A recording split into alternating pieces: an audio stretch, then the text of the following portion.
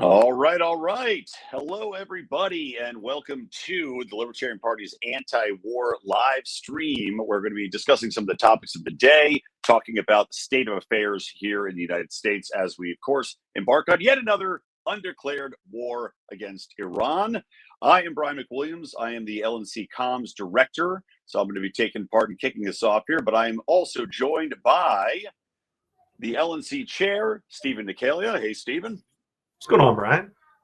Well, not good things since we're talking in this forum, I'll tell you that much. But wait, there's more. We also are welcoming in Kyle Anzalone, who is a writer for the Libertarian Institute and also the editor, one of the editors at antiwar.com. Welcome, Kyle. Yeah, thank you guys for having me. Yeah, absolutely. And we'll see, we may be joined by another guest as we go along here. But in the meantime, Stephen, do you want to kick us off? Maybe talk about where you see things currently, how we got here, and what we should do about it. And we'll kind of get the ball rolling with that. Absolutely. Well, what is going on? A couple months ago, we interviewed Professor Zhang, who became very famous because he predicted future war in Iran. We had the, I think it was a 7-day war, whatever it was, and mission accomplished. All the nuclear weapons were supposedly destroyed. There's no reason to go back to Iran. Everything else is fake news. And then one day we wake up to massive troop deployments over the Middle East. The whole military, Air Force seem to be moving over there, multiple aircraft carriers. And we're about a week and a half into war with Iran. And are we going to make the same mistakes like we did in the global war on terror? What is the mission? Marco Rubio essentially came out and briefed Congress that this was, and there was going to be a unilateral action by Israel and that we would be targeted, so might as well join in on the fun. Is there an off-ramp here? What is happening? What is going on? You have the Strait of Hormuz, which is currently closed or almost closed by the Iranian Guard.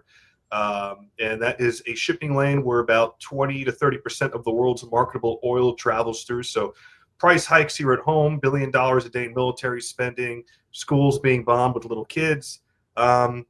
It's a harken back to Bush era, Obama era warfare. And we're back right into it. And I don't know how long this is going to last. It's going to go days, weeks, years. The answer, according to Hegseth, is it's up to Trump. So we'll see. Does anybody know? I'm not really sure what the mission is here, but Kyle, I'd love to hear your thoughts and dig into this topic today. Yeah, I mean, yeah, there's obviously a lot there. And even trying to figure out why this war started in the first place is extremely difficult. There's multiple different answers. And when I say multiple, I mean like at times 5 or 6 different answers as from the administration as to why we invaded Iran. From the Ayatollah tried to assassinate Donald Trump, to the nuclear program, to Israel was going to attack and Iran was going to respond by attacking U.S. bases. So we had to do it first. I think that maybe we could look to something that Trump recently said. I think it was on Tuesday. He said that with Jared Kushner and Steve Witkoff, that's his personal envoy, Steve Witkoff, a New York real estate guy, and his son-in-law, Jared Kushner, were the ones leading the negotiations with Iran. And he says that Kushner and Witkoff told him that Iran was going to build a nuclear bomb. Now, Iran wasn't going to build a nuclear bomb, but we also had this report from MS Now where they talked to officials who were familiar with the U.S. talks with Iran that were occurring in January and February.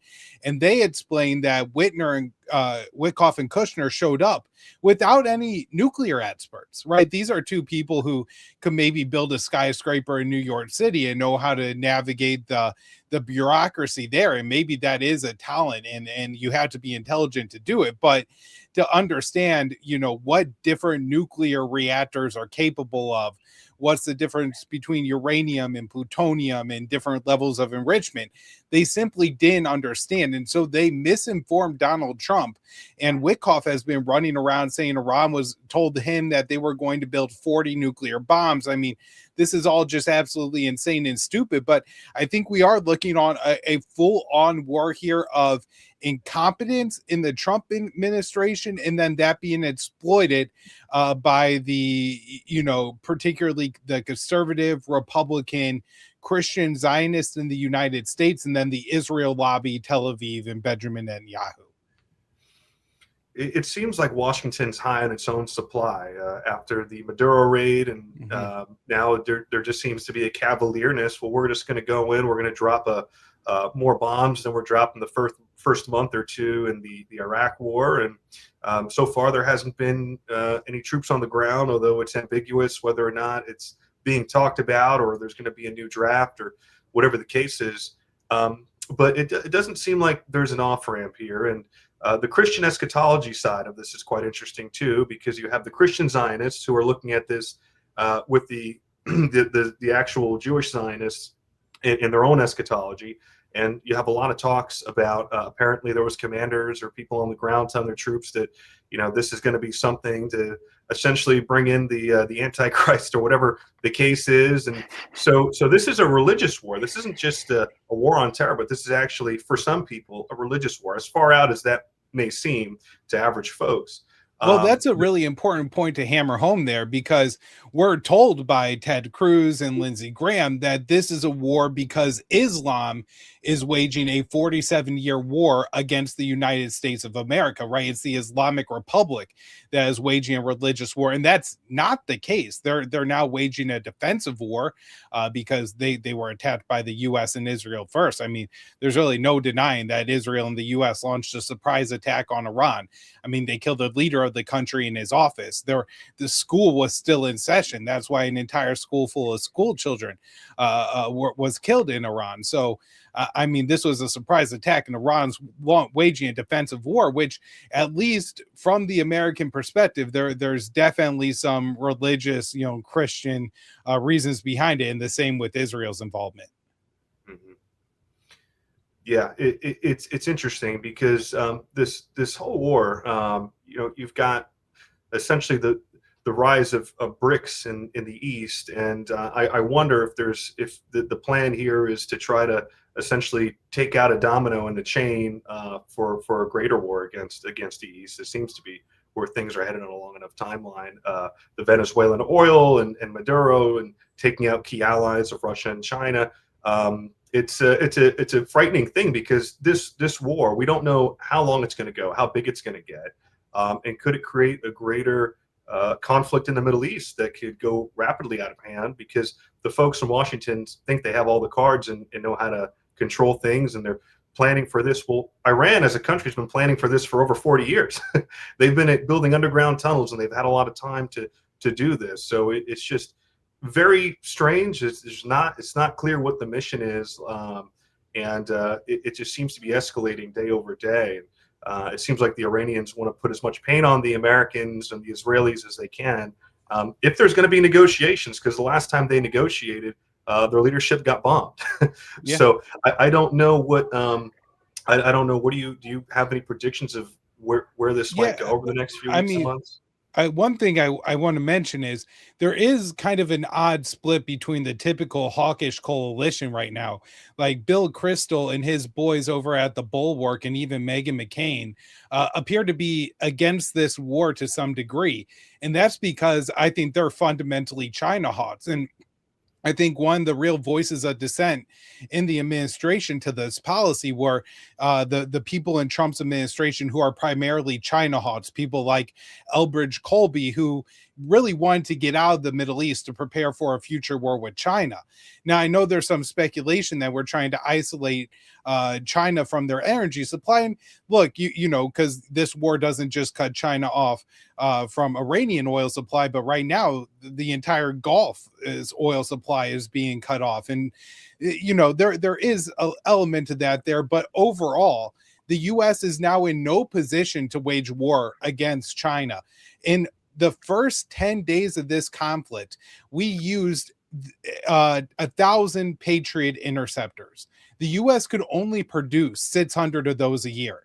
So it's going to take a year and a half just to replenish our stockpile of this one munition. And that's what we know about. The number's probably higher of what the United States has used. So this has really not put the U.S. in any kind of position to play hardball with China or to make demands of China. In fact, it's done quite the opposite. And it's given China and Russia a real opportunity to bleed the U.S. empire. There's a lot of intelligence. So Iran has advanced missiles. They have hidden launchers. And if China and Russia are passing them targeting information of where U.S. radars are, where U.S. interceptor systems are, where American forces are, Iran has the capability to hit them. And so just like the U.S. saw Ukraine as an opportunity to bleed Russia, Russia and China could see Iran as a similar opportunity to bleed the Americans, not the other way around. I think on the scale of great power politics, this does not do well for the United States. And I think even Hawks in the U.S. to see that. And that's why we see the Crystals of the world, the Meghan McCains of the world, opposing this war to some degree. Yeah, that's exactly what I was thinking when we launched this attack, is that we've already been going through funding Ukraine, sending missiles. We already had a problem making enough ammunition. Actually, all of Europe didn't have enough ammunition and missiles. And yeah, to your point, it does put us in an incredibly weak and vulnerable position. It's absolutely a chance to become a brand new Afghanistan for us. I mean, there's already 50,000 troops deployed. Now, that's not on the ground as far as we know, right? This is people that are working on aircraft carriers, pilots, etc. But if this thing continues on, and I saw a report out of the White House to say expect this to go until at least September. So they're saying that now for a report. I can guarantee you this thing's going to continue to bleed us into, like I said, into 2 years, 4 years. I think the only question to me is whether or not Donald Trump realizes that he's put his foot in the hornet's nest here and that it's not a winnable situation. It's not going to be a Venezuela because they are absolutely more prepared. They are dug in and they're not going to give up and just let this roll over, and got an infrastructure there where you could take out an Ayatollah and there's going to be somebody else to step up in that place. They've obviously planned for this. Yeah. And look, and to some degree, even if Donald Trump does wake up to it, do the Iranians present him an off-ramp? Maybe in Tehran, the new Ayatollah, the new leader of the country, his father was just killed in an Israeli strike. I think either his mother or his wife, one of several members of his family, reportedly he himself was injured in that strike. There were 150 some odd Iranian schoolgirls aged between 7 and 12 that were killed by, we now know, an American airstrike on their school in a surprise attack, right? We blew up a school in a time where it's going to be full of children because the Iranians don't know this attack is coming. And so Iran may feel that it needs to wage an extended campaign, not only to prove a point to the United States and Israel, but maybe to fundamentally change the Middle East. I mean, you look right now, Iran is attacking Omani, Bahraini, Kuwaiti oil refineries. They're hitting hotels in those cities downtown. Maybe they calculate that, hey, we really have to weaken the governments in these countries because their populations could rise up. I mean, at this point, it seems more likely that we see regime change in Bahrain than in Iran.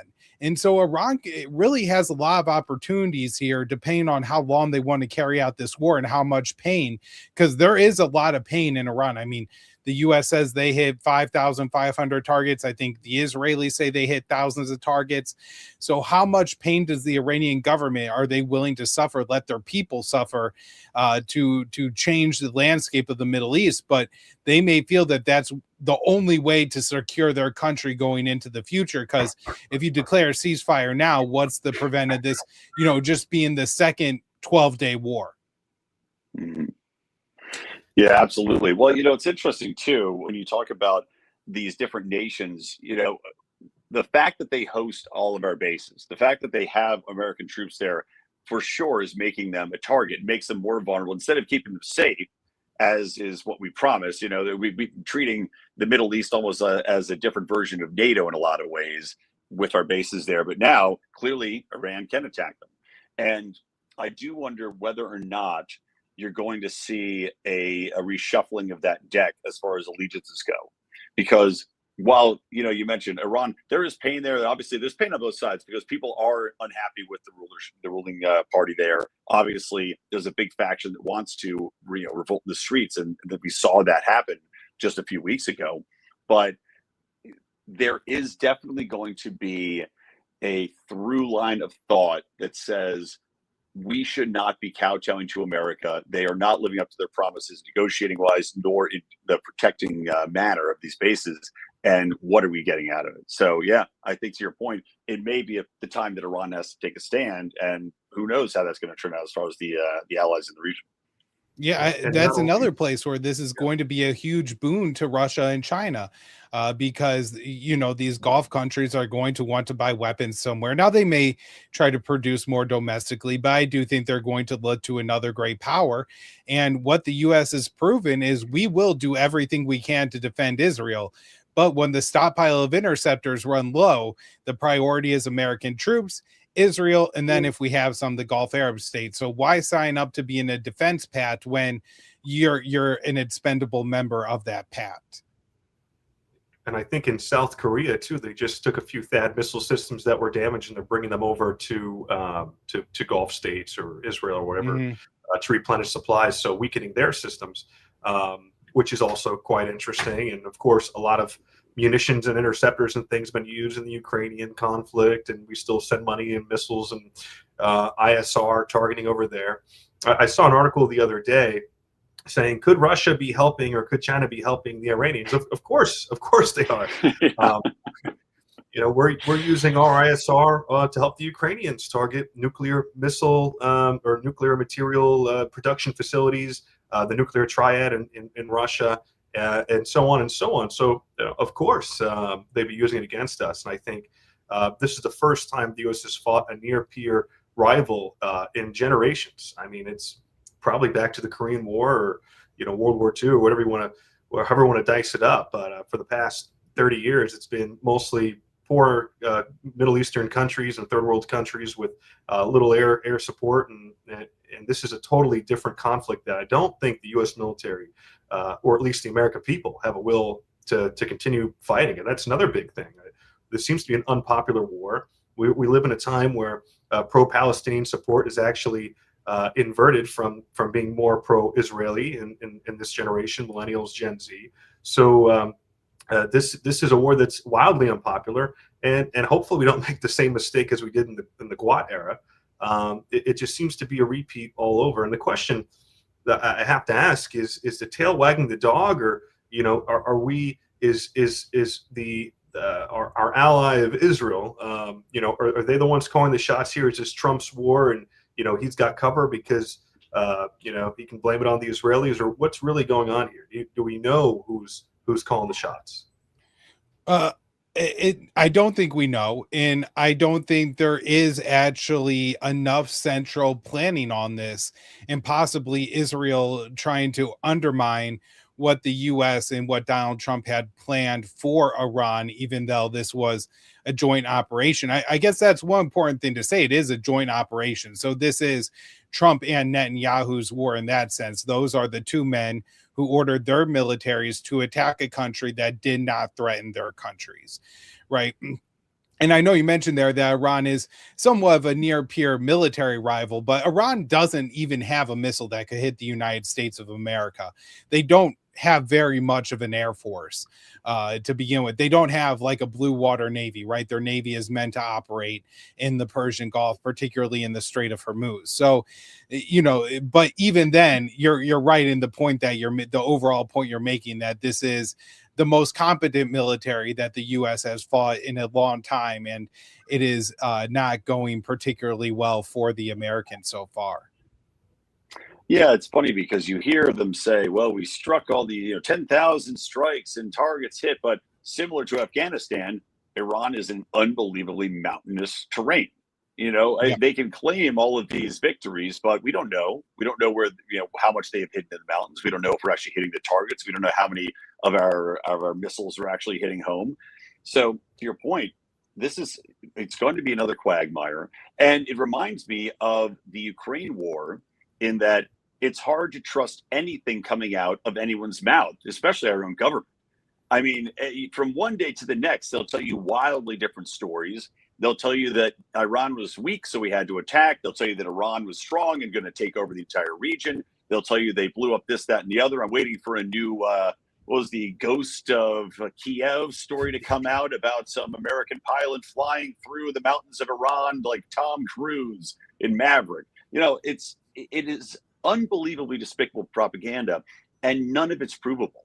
And to your point about the will of the people, Stephen, it was already unpopular going in.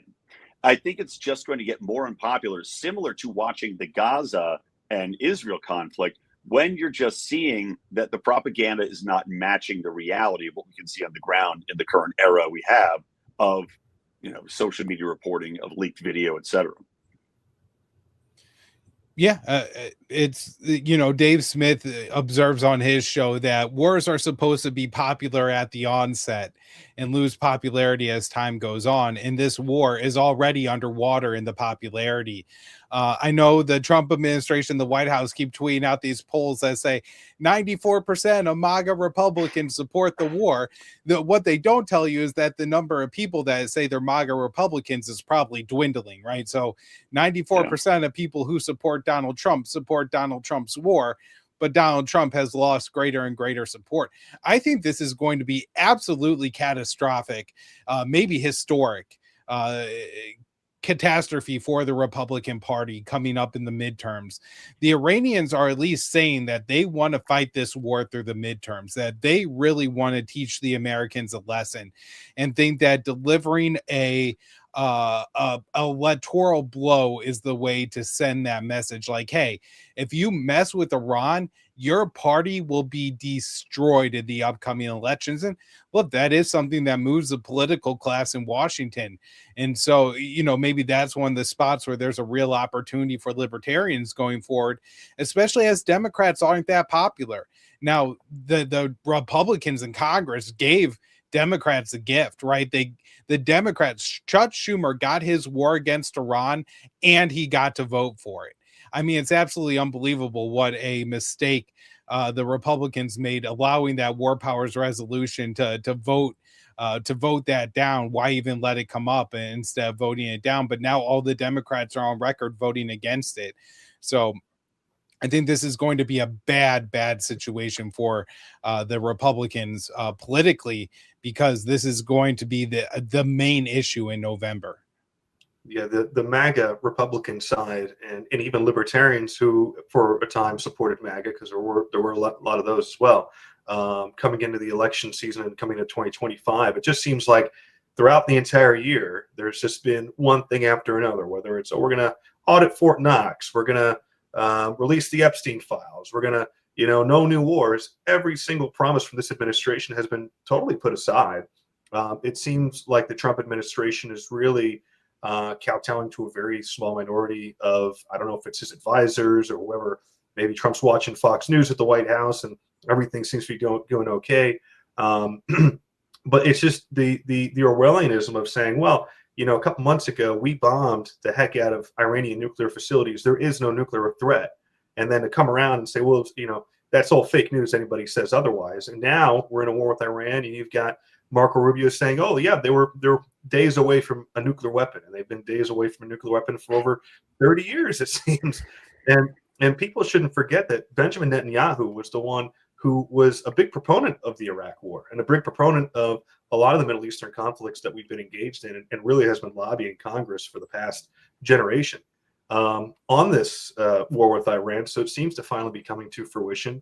I think they're way over their heads, both the U.S. and Israel on this, because there just isn't, there's no, throw me a lie, throw me something, is it about nuclear weapons? Is it about, if that's been taken care of, what's the mission? And I think one area where the wars in the Middle East have gotten off track from our perspective is we've lost the plot. There is no mission. If the mission is to get, Saddam Hussein or Osama bin Laden, number one, are they any better off without these guys, or were they better off under them? Number two, when you're a decade in, or whatever the case is, 20 years in, what is the mission at that point?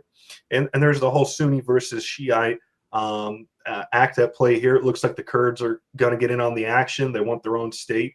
So it just opens the can of worms to a lot of different ethnic and cultural conflicts. And maybe the idea is to turn Iran into such a quagmire by the time, if the U.S. pulls out, that it'll just descend into chaos. But Trump's been saying, well, we want the Iranian people to rise up and take over, and they think they're going to get somebody who's pro-Western. But I don't. If I was Iranian right now, I'm not sure what I would think of hearing that as my city's being bombed and dark plumes of chemicals are turning into fire in the streets and acid rain. It just seems I don't know. It just seems like DC is high on their own supply once again.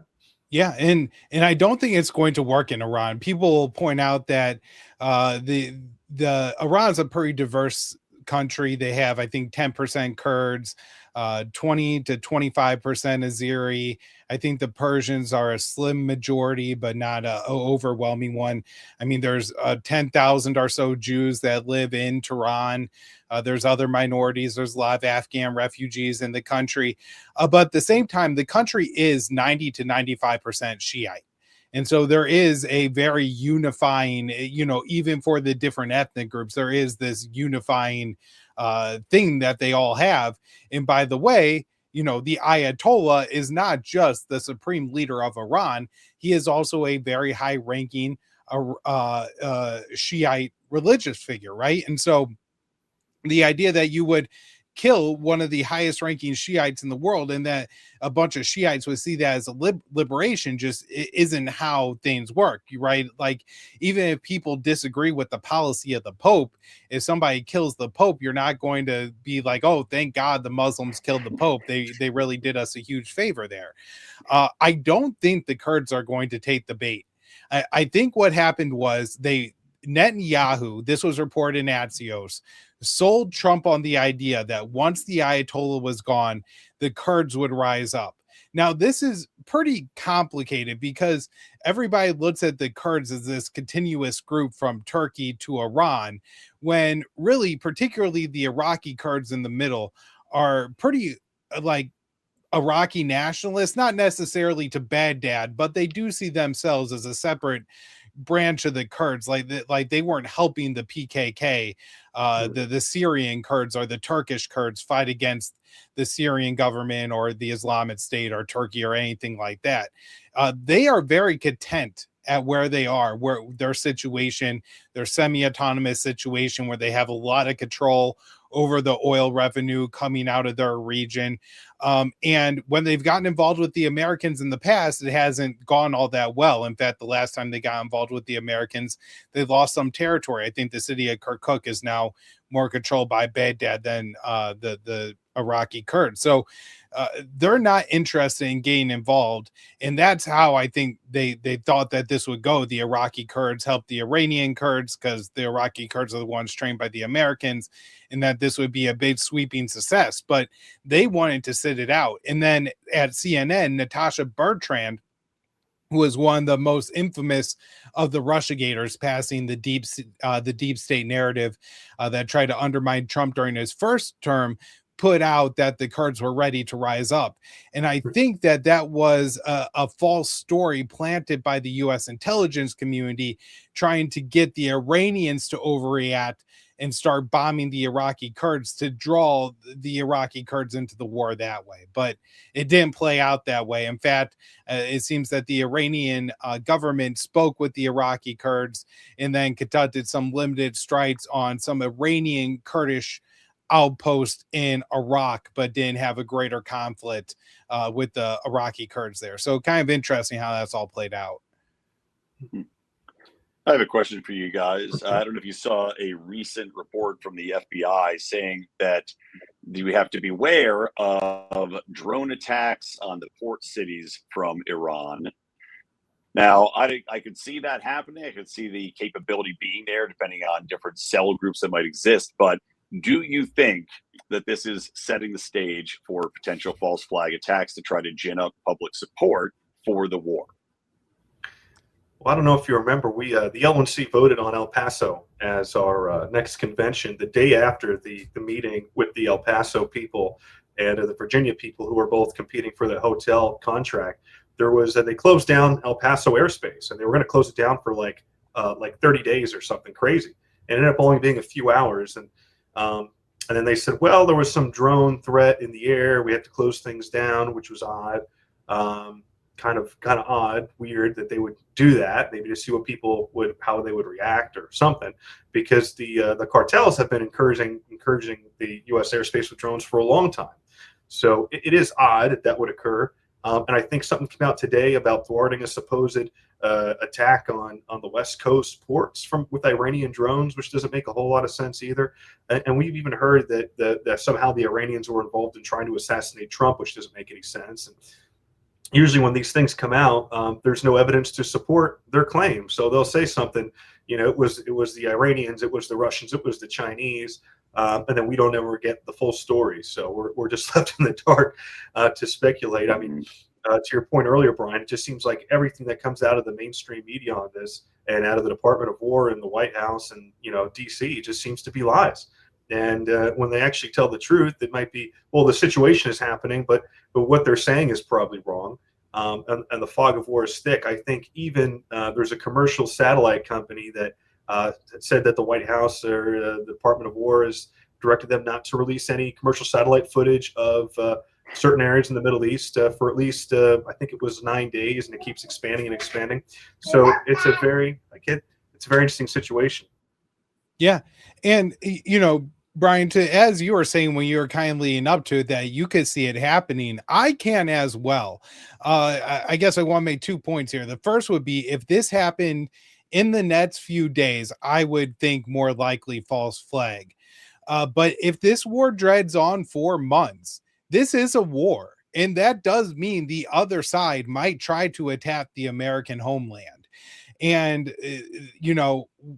from the war in Ukraine, right, they were able to smuggle a bunch of drones into the back of a semi truck, blow it open on the side of the road. And I think it's Operation Spiderweb, really did some damage to a Russian military base.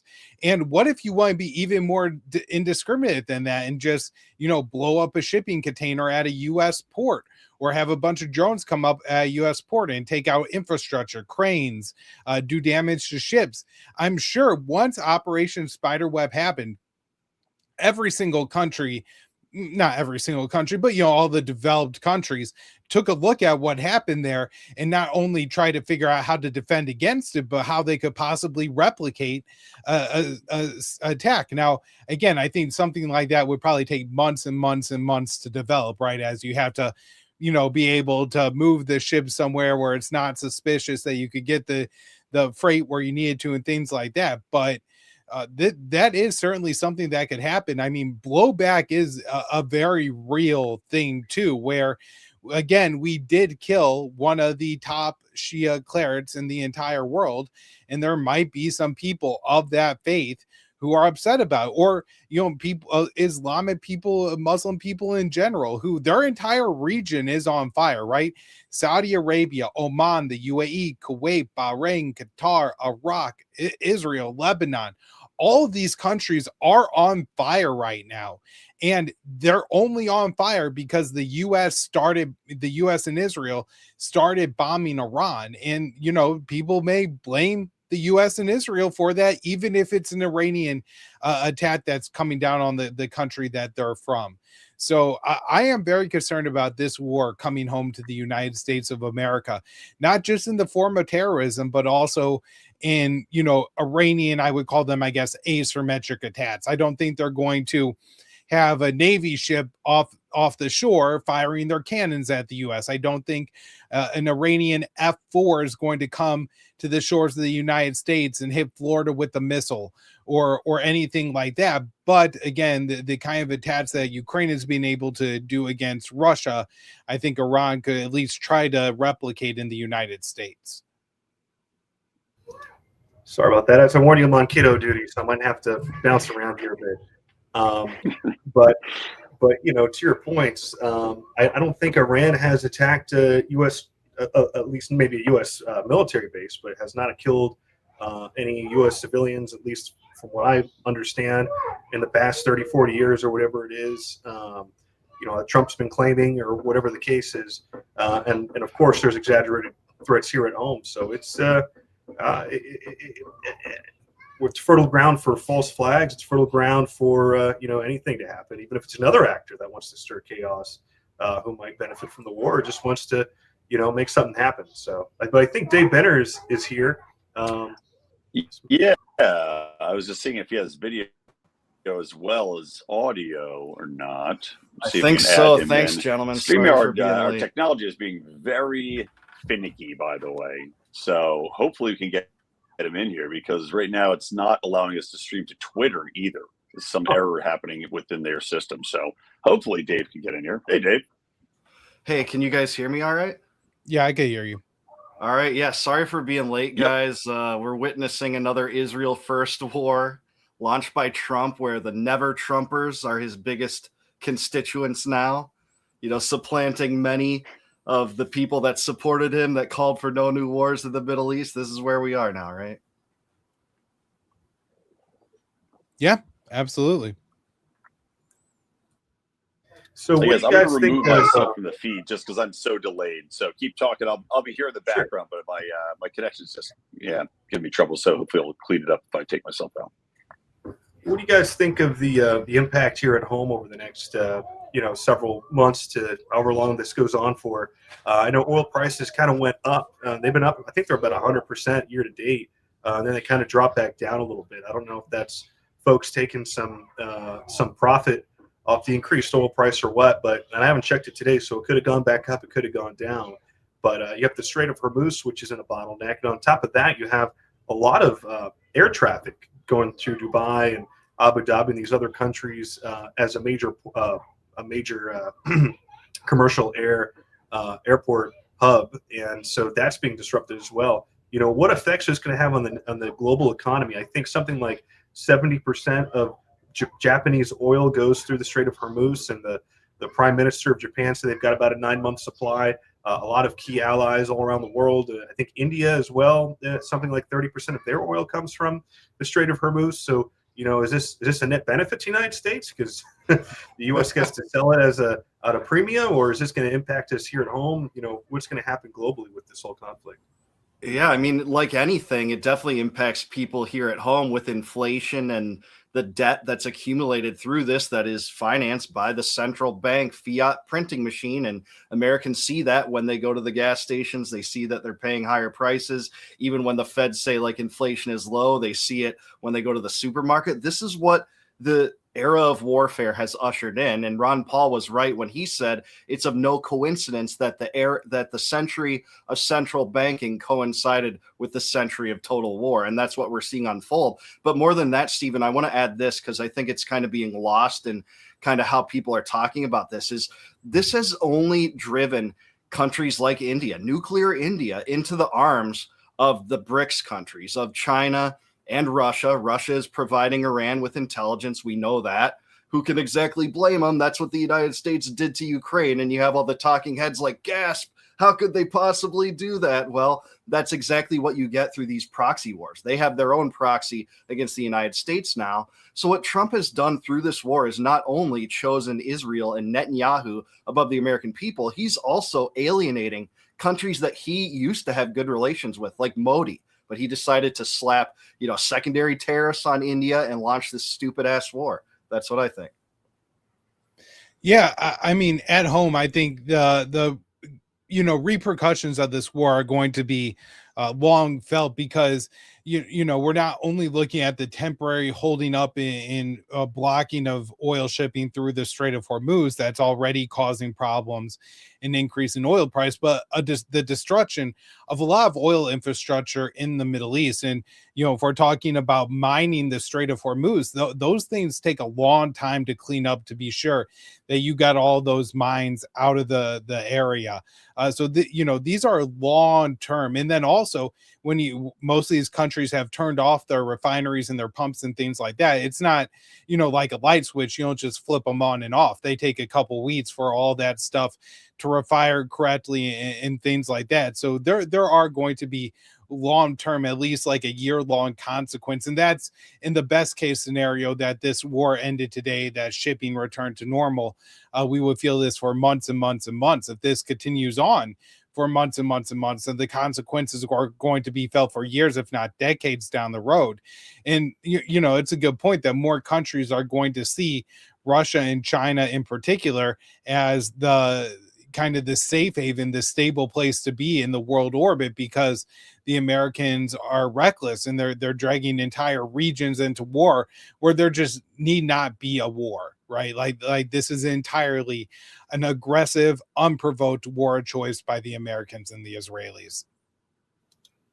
And even having that Venezuelan oil doesn't really do us a whole lot of good when it takes a lot to refine, number one. And I think it's really funny when Trump had that meeting with all the oil CEOs and executives, and he asked, I think it was Exxon, why'd you guys stop working with the Venezuelans again? Oh, Mr. President, it was you pulled this out in 2016 or whatever it was, 2018.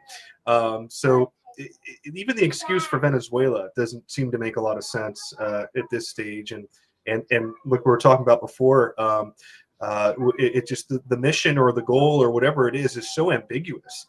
There's not even a lie to really justify why we're there, what we're doing. It's not like there's weapons of mass destruction, or there allegedly is. They're weeks away, but yet we took care of the problem 6 months ago, so everything else is fake news. It's just hard to really. I mean, I don't even know how they justify. I don't think they can justify why they're in Iran right now. So it'll be interesting to see how the information war continues. But to Dave's point, the BRICS countries, the rise of BRICS in the East is going to have a major field day with this, I think, because they are being seen as a multipolar, the other pole in this unipolar world that we live in, which is slowly becoming a multipolar world. And I think this is one of the final nails in the coffin. That it's going to have major impacts on the U.S. as a petrodollar, and of course, inflation. Yeah, and to our long-term ability to project power, our defense industrial base, while spending $1 trillion a year on our military, is not efficient. It doesn't have a high capacity, and so we've already used 1.5 years worth of Patriot missiles. It's going to take 1.5 years to replace the ones we've already used. We hadn't even replaced the ones that we used during the 12-day war in June. And so the idea again of like fighting a war with China or giving more support to Ukraine just isn't available right now as an option. And in some sense, I guess that's a good thing as being an anti-war activist. Like, oh, well, we had war with Iran, but at least we're not going to war with China. Maybe that's a positive spin to put on here, but we're not just talking about the missile defenses. We're talking about the offensive missiles, but also all of our planes. The readiness rate of a lot of our weapons platforms, like the F-35, is like hovers between the 50 to 75%, and that's just on like the training and maintenance needs as is. They cannibalize the F-35s to get spare parts because they're not rolling off the line fast enough. I mean, we're using all this military equipment at a rate that we haven't certainly since the Iraq War. And so to burn through all this, it's going to take a long time for all these parts, all these systems to be replenished to a level where we can even begin to think about fighting another war. And, this is already coming after 4 or 5 years of supporting the Ukrainians and giving them a lot of our surplus to the extent that we had at weapon stockpiles. Yeah, let me touch on something you added, Stephen, regarding kind of how this narrative is being sold to the American people, because the propaganda is an aspect that I've focused on a lot on my podcast. And you're right, like it's totally incoherent. Like, let's say what we want about George W. Bush. He was a murderous tyrant. He and Dick Cheney and Paul Wolfowitz and Richard Pearl all had the same general talking points for Iraq, and they stuck to the script. They were basically they have weapons of mass destruction. They're an existential threat. He gassed his own people. All this propaganda that we heard endlessly if you're old enough back then. But here, everything contradicts each other. They call it, limited combat operations, and we're not at war, says Mike Johnson in one case. And then Pete Hegseth goes up the next day and says, we've been at war with Iran for 47 years. As you said, Stephen, Trump celebrated in triumph the destruction of those 3 facilities, Fordow, Natanz, and Isfahan in Iran with bunker busters, and saying, hey, this obliterated them. It set them back decades. But now he's saying that they were close to acquiring a nuclear bomb. Dave Smith put this best last night in his podcast, where he said that even Netanyahu and members of our government were not willing to go that far to say that they would have had a nuke and used it preemptively against Israel. We know that backed into a corner last summer, they tipped Trump off to their reprisal strike to just try to get away from this. Why? They didn't want war. They never have wanted war. The aggressors in the region are clearly Israel, engaged in a 7-front war with an 8th front opened up against the American people to propagandize us for this. Netanyahu made that clear. He had that influencer meeting where he said to those influencers, he said, the weapons of war evolve throughout time, and we're facing an 8th front to our war, and that's a war for information. And then he talked about, hey, we have to celebrate the acquisition of TikTok by Larry Ellison and try to get Elon. He beat around the bush here, but essentially he was saying, we want to talk to Elon. What does he want to talk to Elon about? To censor Americans. So you can see how this conflict is pointed inward domestically at Americans. So I just think that's worth talking about, or at least appreciating. Absolutely. I mean, 5th generation warfare marked not just by bombs and kinetics, but information. I think Trump called this a special military operation or something synonymous. And that's fantastic. Taking one out of the old, Ukrainian handbook from the Kremlin. But yeah, it's very interesting to see the information war being waged, because when the Epstein files was released, and there was obvious ties to Mossad. All on my feed, and I don't know if you guys are similar, it was all, was Epstein working for Russia? Was Epstein working for Russia? yeah. You can't make that up, man. They want Russiagate 2.0. It's just, they give away the game so easily when, like, the drop site news. They've done such a good series on Epstein's connections to Israel. He literally brokered security arrangements between the governments of Israel and Ivory Coast, and also the government of Israel and Mongolia. He had Ehud Barak living with him for long lengths of time. He was wire transferring known Israeli spies money. That came out in the disclosures. A guy named Yoni Koren. He was trying to procure cyber weapons for Israel. There's so many different connections. And like you said, they're trying to obfuscate and say clearly he was a Russian asset. It's just so ridiculous. I don't think people that are following this, swallow it. Obviously, like, that's a total meme at this point.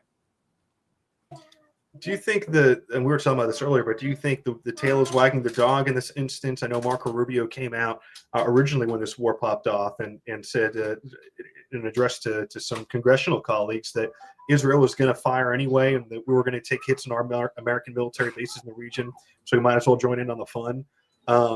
Is this something coming from Trump's advisors, or is this, They tried to walk that one back quickly, Stephen, but there's multiple corroborating accounts, including his account. Mike Johnson did a variant of this one day until they said, no, don't talk about that. But yeah, like you said, Rubio literally gave away the game, saying, hey, we had intelligence that said Israel was going to strike. And regardless of that, there would have been a reprisal against U.S. forces. And then we decided at that point we have to, join in on the attack. It literally is saying that you're allowing Israel to force the hand of the United States into this foreign policy, which clearly is not in the interest of the American people. This isn't even supported, depending on the poll that you look at. It's supported by something like 15 to 25% of the populace. If that doesn't expose the ruse that, hey, our government's just a reflection of our interests, I don't know what will. I mean, that's ridiculous at this point. Well, it's insane too, especially when you consider that the U.S. gives Israel at least $4 billion in military aid every single year, that the Israeli Air Force, as admitted by former Israeli prime ministers, doesn't fly without the support of the United States of America. It's questionable if Israel can really strike Iran in a meaningful way without American refuelers and without American assistance. And so the idea that the Israelis said to the Americans that we're going to attack, and the Americans said, well, we have no choice. We have to go to war with Iran because we're going to get hit if the Israelis attack Iran. Iran will respond by attacking the U.S. and not understand that we could tell the Israelis that you will not do that. We will blow up your warplanes before they get to Iran. Or just say that we're not going to provide you with the refuelers. We won't give you any more military. There's so much leverage that the U.S. had. Also, I'm not unconvinced that had that scenario played out and had Marco Rubio gone to the Iranian foreign minister and said, look, Israel's going to attack. We told them not to. Here's the deal. we're not going to defend them, and you're not going to attack us. The Iranians probably would have said, okay. I think they feel okay about fighting a straight up war with the Israelis. But compared the to US both did none of Israel that. and the US, yeah. Right. So, but we did none of that. We just said, okay, if Israel's going to war, we are too. I guess I see that as potentially what played out, but I don't.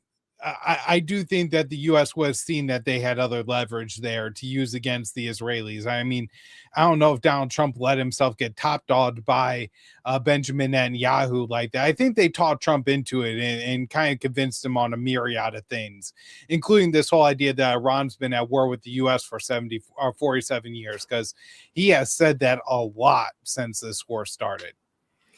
Yeah, and you mentioned this, and I think it's another important point, Kyle, and you've done some amazing, amazing coverage of this war and U.S. foreign policy in general. I just have to say, I think you're a hero in reporting this stuff. But what I want to say is that there never seems to be any real leverage used against Israel that leads to actually tangible changes in policy. And you'd think that we'd have it. I mean, even before October 7th, the U.S. was giving Israel about $4 billion a year. It's been something like $35 billion since October 7th. And we just let the U.S. ambassador meet with Jonathan Pollard with impunity. We allow Israel to bomb another U.S. ally, Qatar. And, you know, they had that big optics thing where Trump brought Netanyahu to call up Qatar and apologize. But did that include the threat of withdrawing any U.S. aid to Israel, any whatsoever? No. And it seems like this government in the Middle East just exercises more leverage over our government than we do for theirs, and we bankroll them. It just defies reality. There's no real precedent for this kind of relationship in world history, I think. Yeah, and John Mearsheimer has made the case the strongest for this, of course, in his book with Stephen Walt, The Israel Lobby, and he does 3-4 interviews every single day on this, where he really does make that point. So it's extremely important, the amount of leverage that Israel has in the United States. I guess the only thing I will say is, Antony Blinken, the former Secretary of State, but who was also in the Obama administration, said that Israel wanted the U.S. to attack Iran, and Obama said no and actually negotiated a nuclear deal with them. We know that Israel wanted the U.S. to attack Iran during the Bush administration. I think it was in 2006. It was getting near the end, and the Bush administration didn't end up going for it. So, there is a capability in Washington to say no to Tel Aviv. But in this administration, there's zero interest in exercising it to any degree whatsoever. It's confounding. It really is, to why there is, less so than normal, right? Usually there are some constraints, and yet you have the U.S. ambassador to Israel, Mike Huckabee, saying that Israel could take the area between the Nile and the Euphrates. He's talking about Saudi Arabia, the entire state of Jordan, the state of Syria, U.S. allies. He's just giving away to the state of Israel.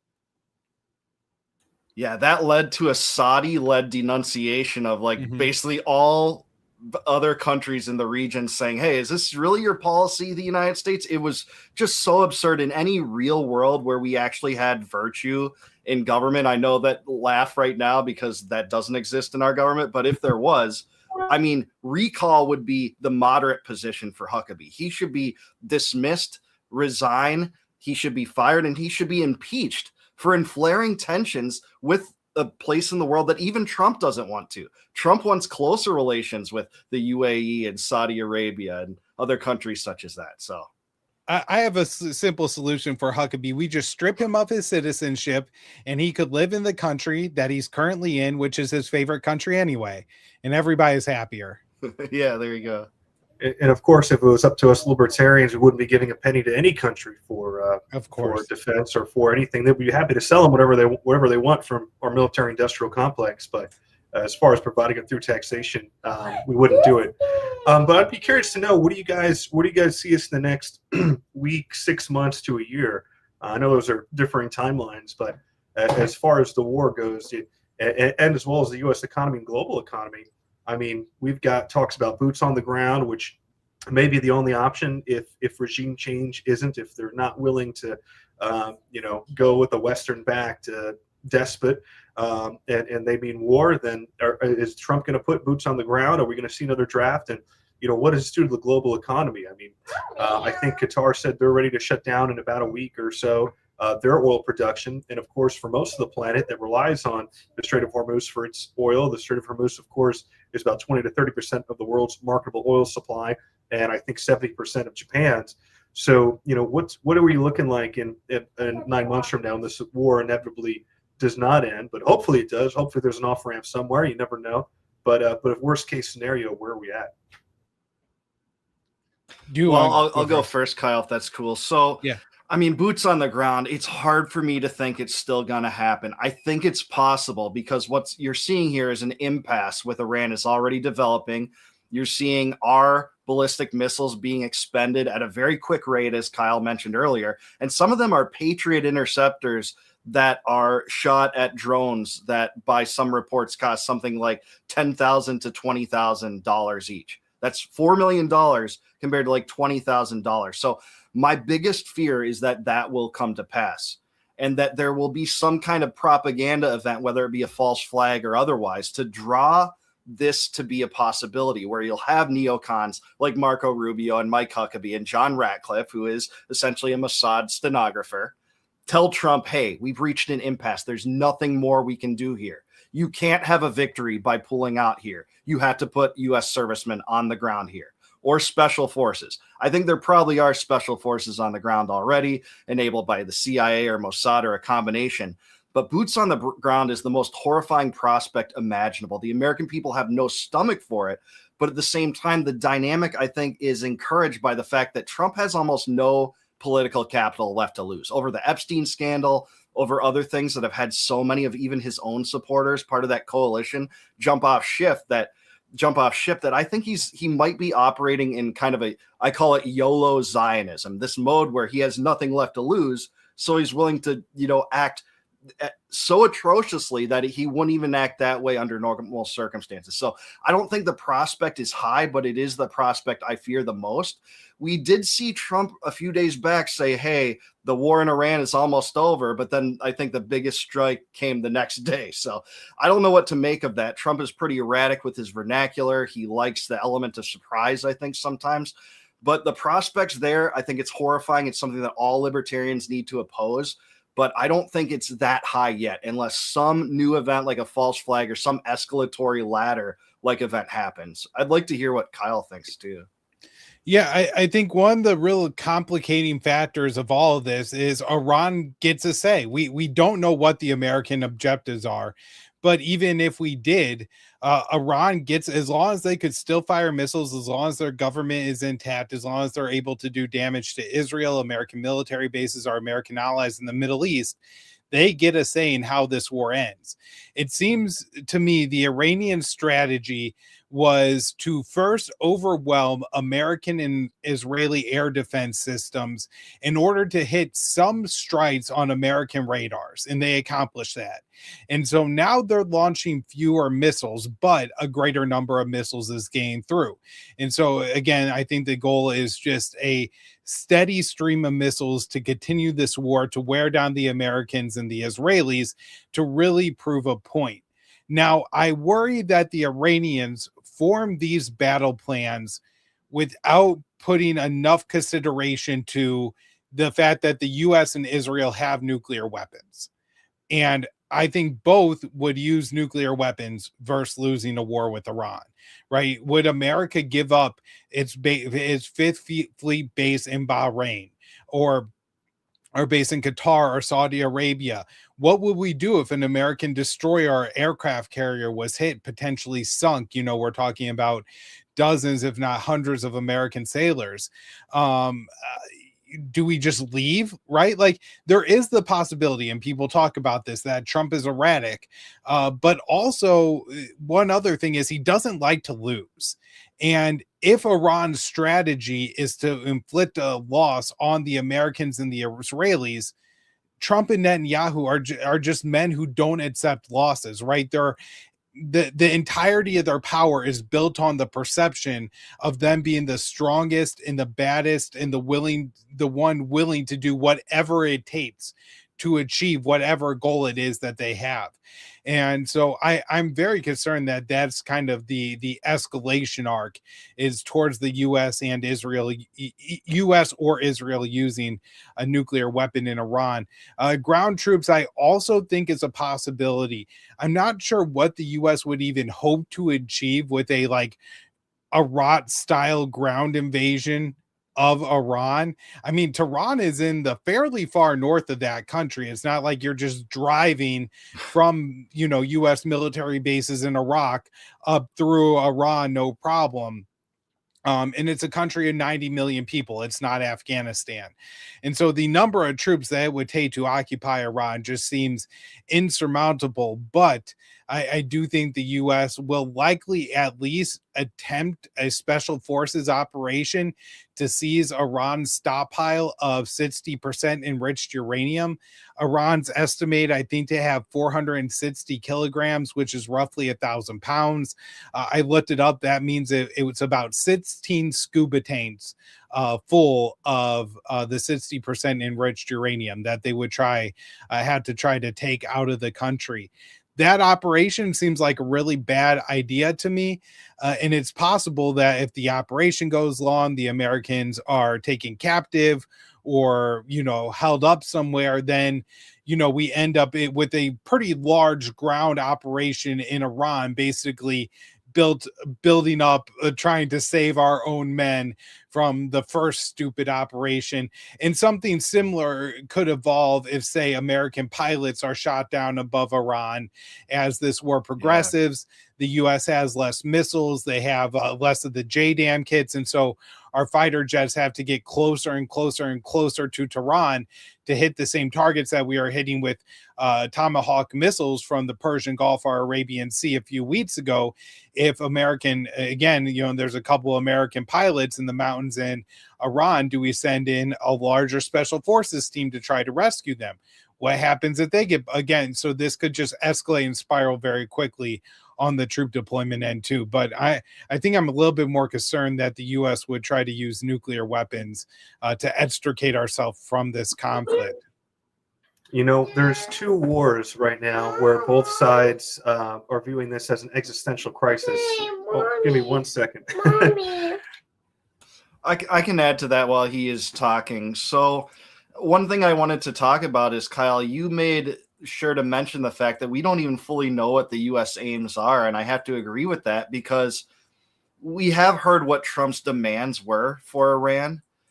They went to the bargaining table. Let's put that in quotes. This was not a negotiation. This was an ultimatum. And part of that ultimatum was you can't reconstitute your ballistic missiles. You can't have a modern navy. You can't support the proxies of Iran, that is Hezbollah, Hamas, and the Houthis. And you can't have enriched uranium at all. Now, accounts say that Iran was at least willing to budge on the latter and even entertain a prospect of freezing enriching uranium for 3 years and sending the enriched uranium to a third party. But Trump still launched this war regardless with Netanyahu.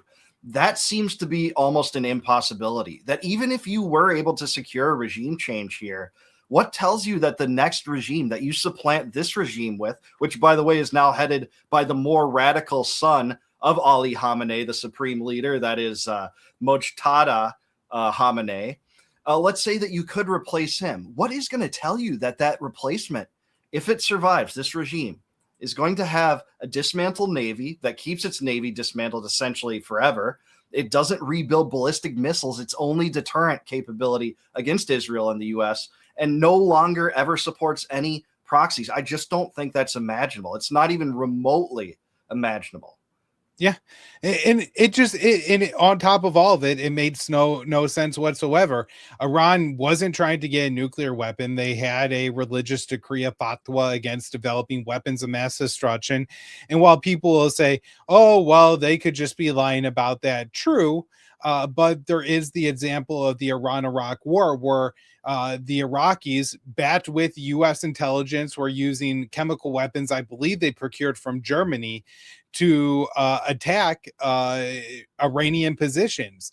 And the Iranians didn't respond to that by developing their own chemical weapons program and using it against the Iraqis. They just continued to fight the war at a disadvantage. So I think there's a real sense that the Iranians' commitment to not having a nuclear weapon is there. Furthermore, Iran's a country that's what, I think 5,000 or 6,000 kilometers from the United States, and they limit the range of their missiles to 2,000 kilometers. And so as an American, I don't care about their missile program. It is in no potential way a threat to any Americans that aren't put in the Middle East by the United States of America. And even then, Iran wasn't attacking American bases in the Middle East. This was back, I think, in 2015, because it was during the negotiations for the Iran nuclear deal. A group of like a dozen Americans were doing some training exercise, I think in Bahrain, and got caught up in a drift and ended up in Iranian waters. And what the Iranians do, they gave them juice boxes and lunches and sent them back on home to America. And so obviously these aren't people that are just trying to kill Americans. They're no threat to Americans whatsoever.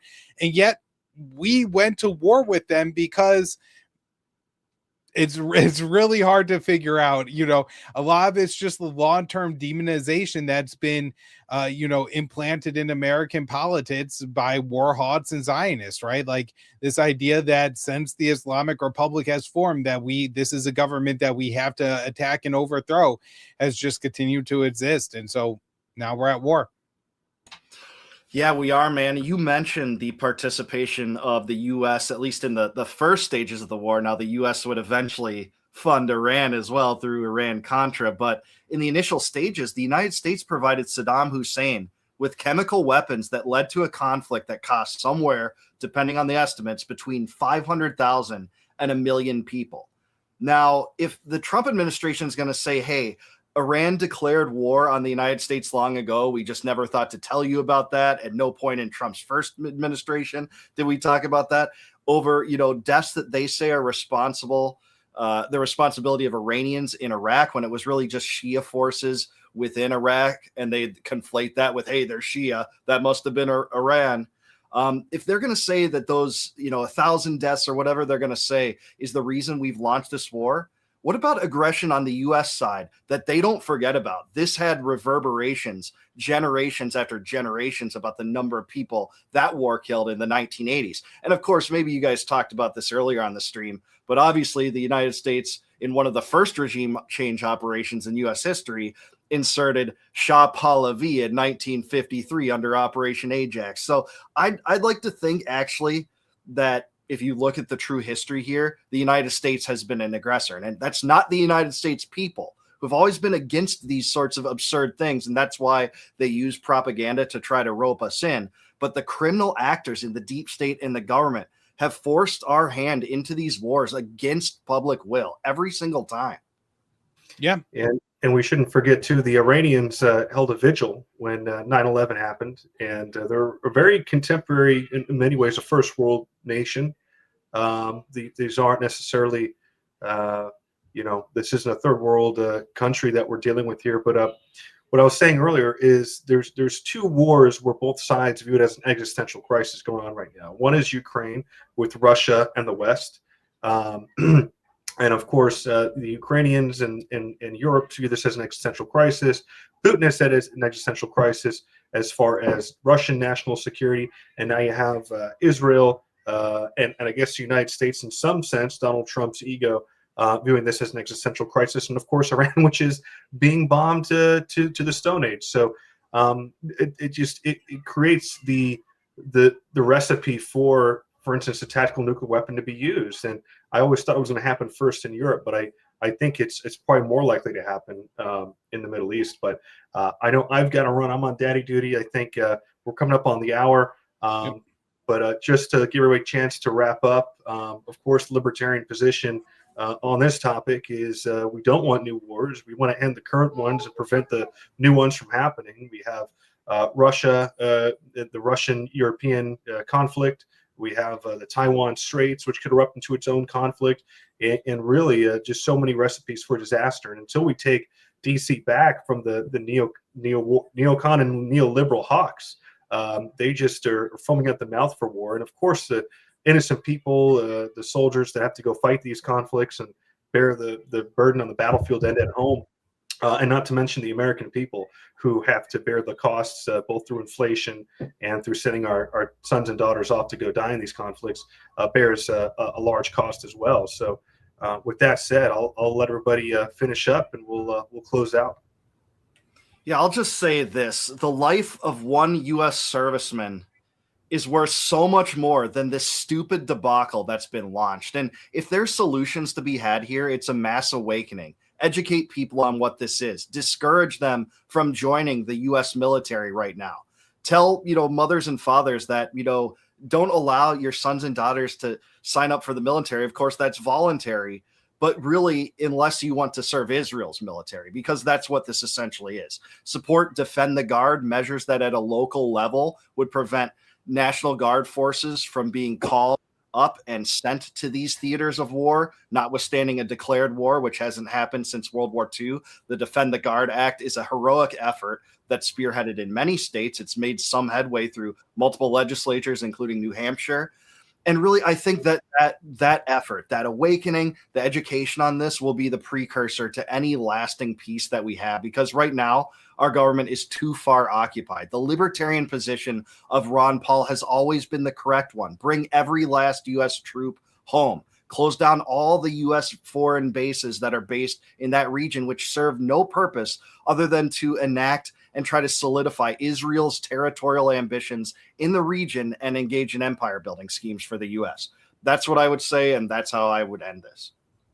Yeah, I would say, I guess for libertarians, I would see this as something of a February of 2020 moment where we're getting started in something that's probably going to consume the country, that's going to massively impact everybody's lives economically, that's going to kill a lot of people.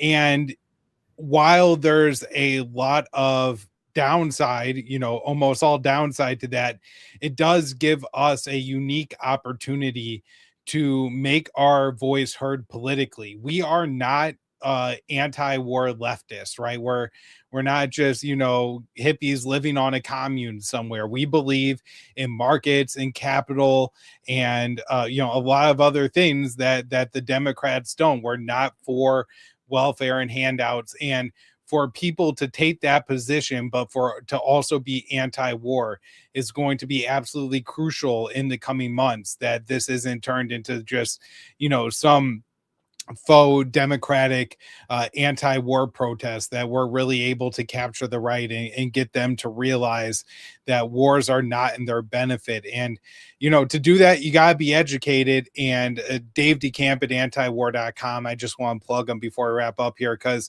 he's the most important man right now. Every day he's cranking out 5, 6, 10 articles covering this war from all different aspects, because there's so much going on. There's so many lies being told, and we have to be informed to keep up with it and to refute it and to explain to people why this is an absolute catastrophe that I think is going to fundamentally change not only global geopolitics, but American politics. Yeah, I think this is the linchpin that separates the East from the West in a lot of ways too, as we continue to go into a multipolar world, and what that means for the U.S. and U.S. foreign policy. I want to thank you, gentlemen, so very much for your time and expertise. Thank you to Brian for producing and hosting this live stream, and hopefully we can do some more as the the events unfold, and we'll have to have you guys back on sometime. Thank you so much for participating. Yeah, thanks for having me on, guys. You guys are great. Thank you.